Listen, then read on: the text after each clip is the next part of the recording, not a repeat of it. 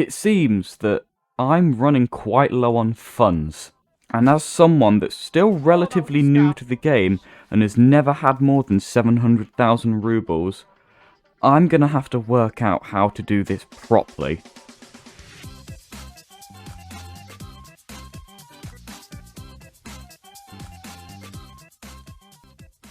First things first, I've got to establish what I already know, and what I do know is the flea market makes life a lot easier, but the issue there is, I don't have it, so I'm going to try and do all this without the flea market, as I'm pretty confident I won't get it unlocked by the end of getting all this gameplay done. On top of this, of course, there's taking advantage of my scav raids and using them to make a good bit of money with scav routes and using Jaeger's stashes, as well as learning certain spots where high value loot spawns. But of course, to maximise the profit from my scav raids, I've got to also learn the maps and work out where all the stuff I want is. Now I could also flip stuff on the flea market, buy it from one person and sell it at a higher price, but that's going to be out the question. However, another way I could make money instead of this is taking advantage of my hideout and making things using the stuff I find in raids and selling them at a higher value price than the total of what I use to make it. That about concludes my knowledge of all the basic methods to make a good bit of money. So what I'm going to mainly be using to begin with is my scav raids, and maximising my profits from those by having a little look into where I should go, finding routes, and the sorts of things I should be looting and looking for. Now, to maximise the amount of money I make, I need to make sure that the items in my inventory take up as much money for each slot as possible to make my profits from that scav raid the highest as they could be. So let's begin by putting this stuff for my scav raids into action with quite a few scav raids. The first thing I had to do was pick the first map that I would do my scav run on, and I ended up settling on Shoreline because I've not played the map that much and I needed an excuse to also learn it. So what I would do is find a YouTube video that tours me around the map, put that up on my second monitor or my phone or something like that, and then follow through with that video actually in game, just to get a better idea of the layout of the map. I'm also going to point out that any videos that I do use just to help me with my scav runs and stuff like that, I'll link in the description below, and I will write for which scav run or what I use that video for. So I eventually got to a point where I was pretty confident with my knowledge of the Shoreline map and how to mainly navigate it. So then, once I'd done that, I took to YouTube and I found a good scav run that I could follow through and use just to get a nice loot pool. The Tarkov YouTube community is just absolutely amazing for help.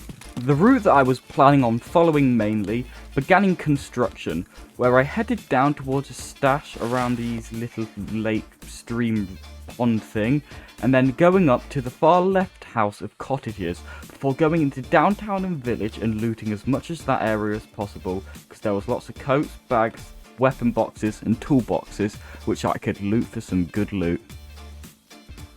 This here is an example of the loot I got from this first Shoreline raid, which was pretty good. I would say there was a fair bit of rubles worth of money here, and that was from my first attempt at this, which was very slow and badly progressed.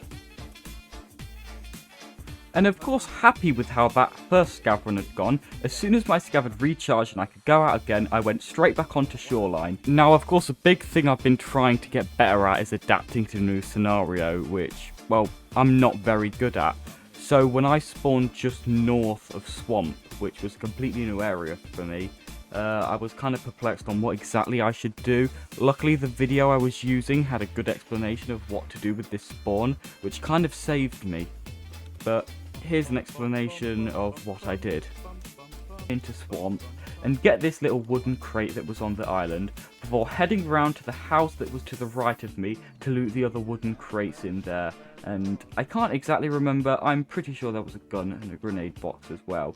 Once I'd gotten that, I would also get this stash in the swamp and then head to the church, get the box in there, before heading into the main area of the village to get a couple stashes and a few more boxes in and around the area, while making sure to keep an eye out for other scavs. Eventually, I would extract the Civility Dead End Extract, and just rinse and repeat this scav run quite a few times, I believe 2 or 3 more times, before wanting to move on to another map and give those a go. I do also need to put it out there that on this attempt at the scav run, I did actually die. I'll roll the footage now, but I didn't die in any other of them. This was just me running around in the open being a bit of an idiot because I got a little bit too cocky.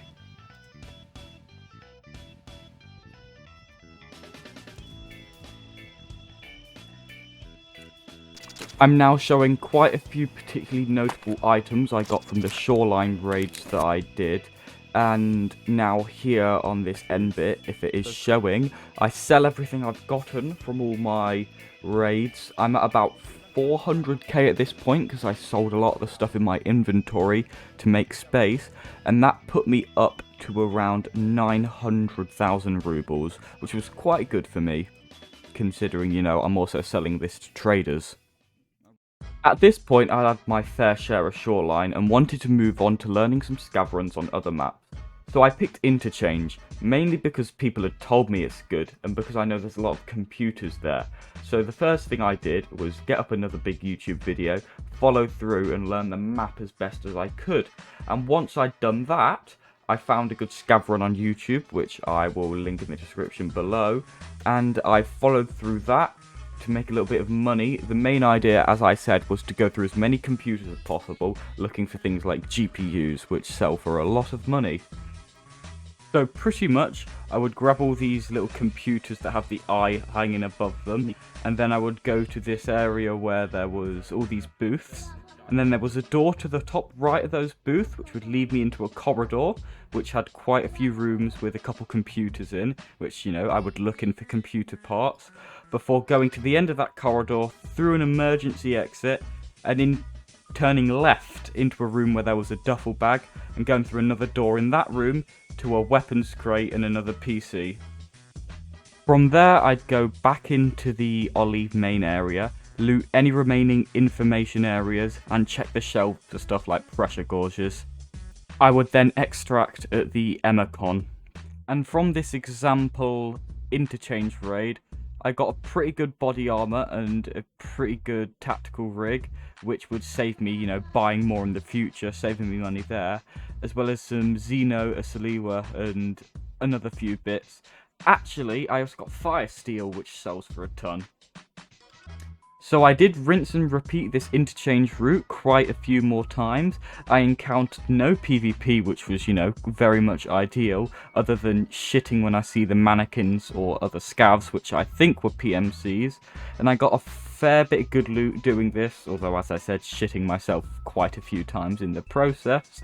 And eventually, in the most recent one I've done, I got a GPU, which was very happy, and yes, I was fucking terrified. I got straight out the raid as soon as I got it, so that made me very happy.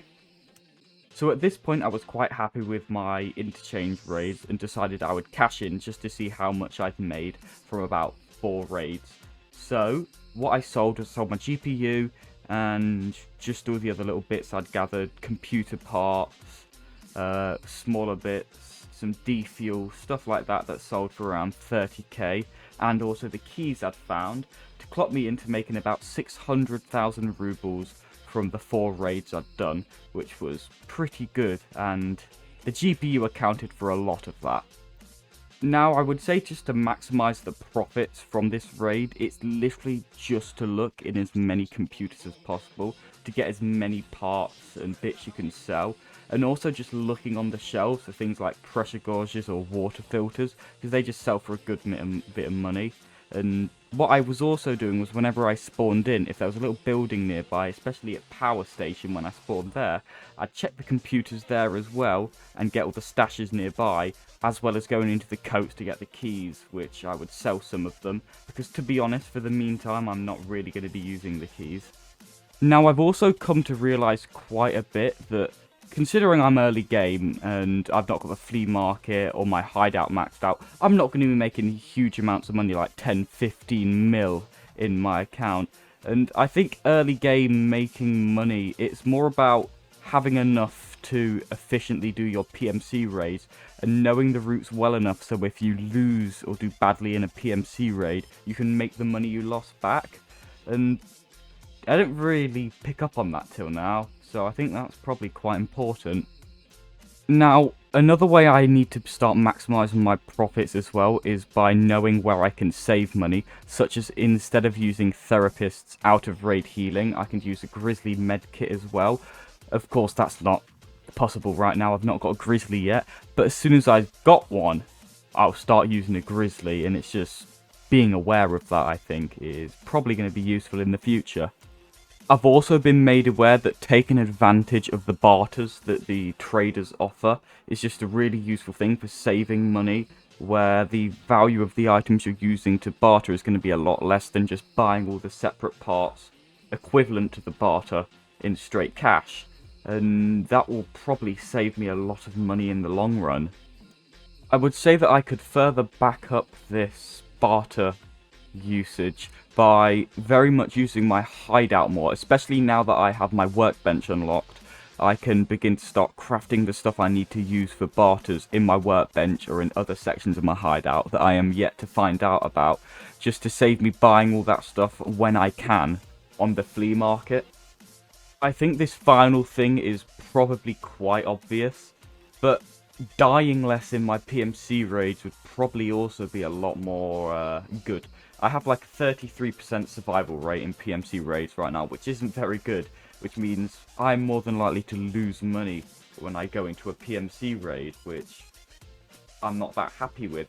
So going in with the proper kit that's going to increase my chance of survival and give me that advantage as much as I can, it's just something I need to do, because I have all this armor and shit sat in my inventory that I'm not using, that I just need to start bringing into a raid just to give me that advantage. Here now, and I do hope you enjoyed. I think that the large plot of this video was not only taking a bit of time to make money and put some scav runs into action, but also learning how to consistently bring in a lot of money and put that into the action just for future raids. And I think it'll be something really useful going forward. So yeah, as I said, I hope you did enjoy, and I'll see you when I do the next video.